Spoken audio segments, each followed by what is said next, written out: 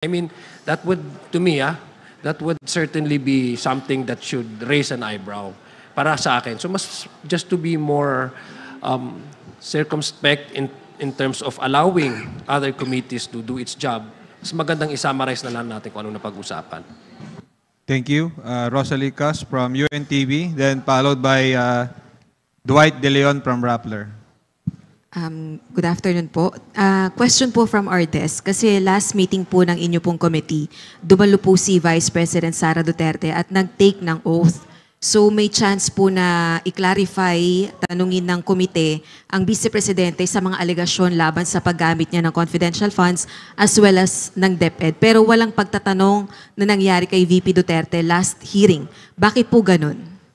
Well, actually, may mga magtatanong supposedly sa kanya, but unfortunately, nagkaroon po ng incident kay Gina Acosta.